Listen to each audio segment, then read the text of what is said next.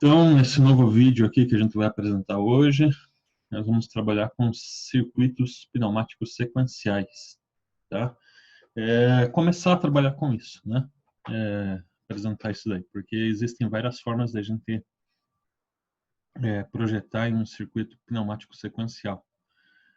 A gente vai começar com um método chamado intuitivo, né? Depois tem alguns métodos que são mais eficientes do que o método intuitivo. Intuitivo, você vai lá, vai pensando na hora o que tem que fazer, de acordo com o projeto, né? E às vezes, por algum motivo qualquer, né? A gente não esquece algum detalhe, vai lá, implementa no simulador e acaba não funcionando, né? Mas você tem, como você projetou, colocou no simulador, viu que não funcionou, você tem como consertar esse erro e assim por diante, né? E consertando o erro conforme for encontrando, tá? Então, ele não é um método totalmente eficiente, mas para pequenos projetos, às vezes é melhor do que fazer com algo mais elaborado, né? Então, nem sempre precisa ser necessariamente com um método mais elaborado. Então, o primeiro passo para você fazer isso, né? Elaborar um projeto, é você conseguir tirar a sequência de acionamento dele, né? Então, aqui a gente tem nesse modelo aqui acionamento de vários cilindros aqui. Você vai detectar, tem o cilindro A aqui, o cilindro B, né? Cilindro C aqui, o cilindro D aqui. E aí você vai fazer a sequência de acionamentos deles, né? E essa sequência de acionamento, ó, tem um T1 que deve ser um temporizador, né? Então, essa sequência de acionamento, você tem que representar de alguma forma para você se organizar na hora de fazer o projeto, né? Existem algumas formas aí da gente fazer esse sincronismo. Vamos colocar aqui um exemplo, né? Um exemplo prático, ó, pacotes que chegam por uma esteira transportadora de rolos são levantados e empurrados pela haste de cilindros para outra esteira transportadora. Devido às condições de projeto, a haste do segundo cilindro só poderá retornar após a haste do primeiro ter retornado. Então, o que está trocando em miúdos, o que está querendo que seja feito nesse projeto? A partir do você vai acontecer uma situação, vamos lá, apertar o botão, vai avançar o primeiro cilindro, ele vai bater. Quando ele bater na posição, daí vai avançar o segundo cilindro e o segundo cilindro só vai poder retornar quando o primeiro já tiver retornado. Então vai ter que recuar o primeiro cilindro, quando tiver recuado, aí recua o segundo cilindro, tá? Então é isso que é nisso que a gente está convertendo esse projetinho aí, tá? Esse exemplo prático aqui. Então, nós podemos fazer aqui através de uma sequência cronológica, né? Ó, a haste do cilindro A avança e eleva o pacote. Daí, segundo passo, a haste do cilindro B avança e empurra o pacote para a esteira 2, né? A haste do cilindro A retorna à sua posição inicial e a haste do cilindro B retorna à sua posição inicial. Então, são os 4 passos que esse processo vai executar com 2 cilindros, representados aí numa sequência cronológica, né? Outra forma de representar, através de movimentos, né? Uma tabelinha de movimentos e os seus as suas devidas funções. Por exemplo, o movimento 1, o que vai ser? O cilindro A avança, o cilindro B fica parado. Segundo movimento, o que vai acontecer? O cilindro A fica parado no avanço, né? Está avançado e fica avançado, enquanto o cilindro B avança. Terceiro movimento, o cilindro A recua, enquanto o cilindro B permanece avançado, ou seja, fica parado lá, avançado. E por fim, né, o cilindro A fica parado e o cilindro B recua, tá?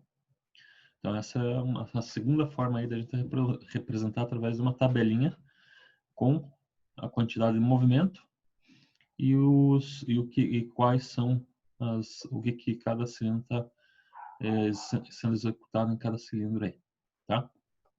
Outra forma, indicação vetorial, que são as flechinhas aí. Então a flechinha para a direita indicando para a direita representa o avanço, a flechinha indicando para a esquerda representa o recuo. Então nós temos ali, ó, as quatro operações aí representadas, ó, cilindro A avança, depois cilindro B avança, outra situação, cilindro A recua, né, e cilindro B recua. Então representamos aqui a indicação vetorial, né, desse mesmo circuito aí, esses mesmos procedimentos. Então aqui estou apresentando formas diferentes da gente começar a elaboração de um projeto, né? Mais uma forma aqui, a indicação algébrica, essa aqui é bastante utilizada porque ela deixa bem curta, né, como que deve ser. Então você vai representar aí com o nome do cilindro, que geralmente a gente coloca na ordem alfabética com a letra maiúscula, né, do primeiro até o último. E daí só coloca o mais na frente para indicar que ele está avançando e o menos na frente quando a gente quer indicar que ele está recuando. Então tá aí, ó, os 4 passos que a gente já viu, ó. Cilindro A mais significa que o cilindro A está avançando. Cilindro B mais significa que o cilindro B está avançando. Cilindro A menos significa que é a vez do cilindro A recuar e cilindro B menos significa que é a vez do cilindro B recuar. Ou a gente pode fazer na sequência aqui, ó, né, linha por linha, ou faz um do lado do outro, ó, A mais, B mais, A menos, B menos. Então, quando a gente tiver essa situação aqui, essa expressão, a gente já sabe que o cilindro A avançou para depois avançar o cilindro B, para depois recuar o cilindro A, para depois recuar o cilindro B. Ah, mas e se os dois estivessem avançando ao mesmo tempo? Como é que é? Aí você tem como representar, é só colocar os dois entre parênteses. Então, se tivesse aqui, abre parênteses, A mais B mais, tá? Significaria que os dois estariam recuando ao mesmo tempo, avançando ao mesmo tempo, tá? Assim como se eu colocasse entre parênteses aqui A menos e B menos, significaria que os dois estariam recuando ao mesmo tempo. Agora, se tivesse separado dessa forma aqui, significa que um tem que avançar para depois avançar o outro. Daí, quando esse avança, é que esse que vai recuar, e quando esse recua, é que esse que vai recuar, tá? Então, essa é uma forma da gente representar aí a sequência de funcionamento dos cilindros aí, tá? E uma forma também bastante prática aqui, e que talvez seja preferível, porque daí você pode colocar os passos e o que está atuando para cada passo, né? Então, o diagrama trajeto-passo, tá? Então, aqui eu coloquei um cilindro só, e você representa, ó, o passo 1, o instante 1, significa o instante inicial, tá?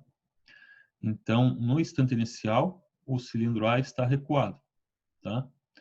Daí o que vai acontecer? Quando acontecer uma comutação 1 aqui, vai fazer com que o cilindro avance. Então, entre o estado aqui 1, o passo 1 e o passo 2, o cilindro vai avançar. Vai avançar e bater no fim de curso. Como ele se manteve parado, por exemplo, pode ser o que ficou aqui foi um temporizador, né? Manteve ele parado aqui. E no passo 3 também se manteve parado, né? Daí só recuou no passo 4. E daí finalizou aqui no passo 5, tá certo? A gente poderia simbolizar dessa forma aqui, ó, né? Aqui tá, é como se tivesse um outro cilindro, no caso eu coloquei aqui, mas enfim, só para dizer aqui, ó, apertando B1 avança o cilindro A, bate no fim do curso, né? Avança o cilindro B, né? Que não tem o cilindro B, mas vamos supor que tem, né? Daí bate no fim do curso do cilindro B, que é o FC2, e conta um tempo. passa esse tempo, tá? Daí recua o cilindro A, tá? Então seria mais ou menos isso aí que poderia estar sendo representado nesse diagrama trajeto passo, tá? Então tá aqui, ó, o que a gente estava fazendo anteriormente, né? É os dois cilindros lá, aquele projeto lá, o mesmo projeto lá, lembra? A mais, né? B mais, depois A menos, B menos. Então, ó, quando aperta o botão B1, avança o cilindro A, cilindro B fica parado, né? Avançou o cilindro B, pressionou o fim de curso FC1. O que vai acontecer? Vai ficar parado o cilindro A e vai avançar o cilindro B. Avança o cilindro B, ele bate no fim de curso FC2, que vai fazer com que recue o cilindro A, né? E o cilindro B fica parado. Recuou o cilindro A, vai bater no fim de curso FC3, que vai fazer com que recue o cilindro B. E daí o próximo passo, que é do 4 para o 5, cilindro B recua, tá? Então aí são os passos representados aqui nesse diagrama, tá? Existem outros dois que não são muito utilizados, mas tem o diagrama trajeto-tempo, né? Então que ao invés de a gente fazer através de passo a passo, vai ter um intervalo de tempo, cada passo vai ter um intervalo de tempo, né? E o diagrama de contato, tá? Que daí o diagrama de contato é imediato, então a hora que eu bater o contato, ele já vai subir para cima, né?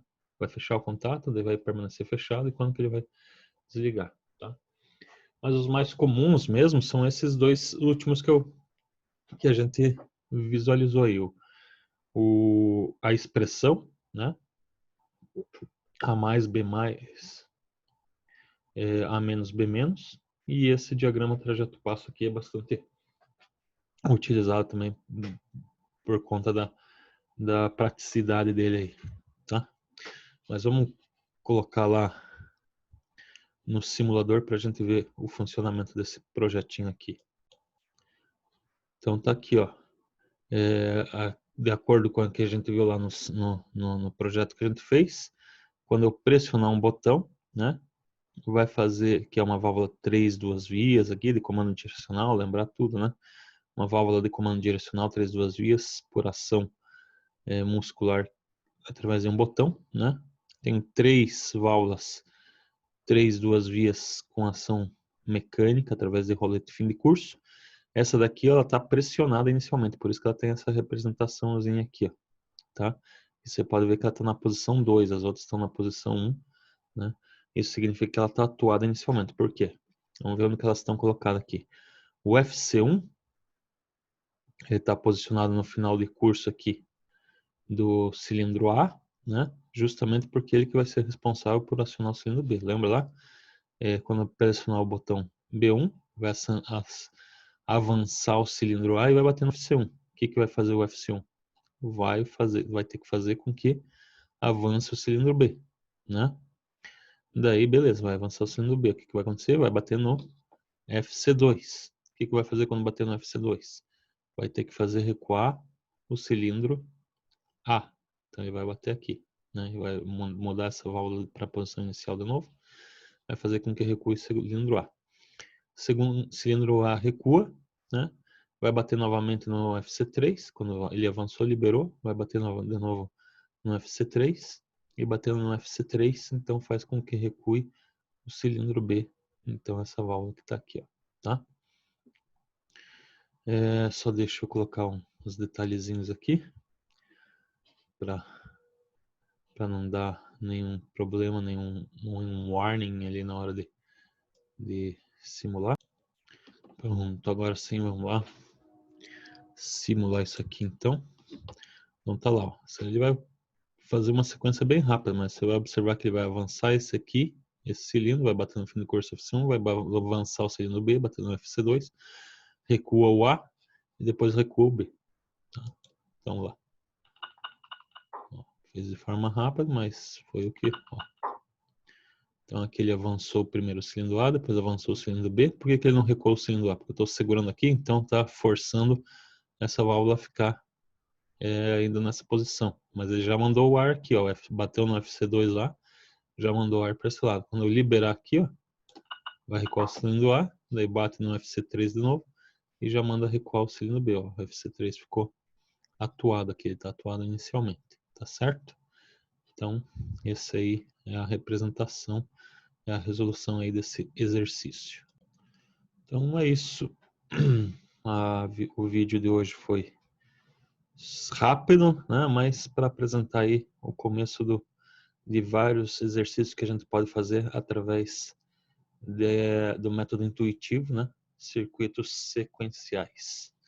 Nas próximas aulas aí, videoaulas, vamos estar trazendo aí exemplos de circuitos, de exercícios com esses circuitos. Ok?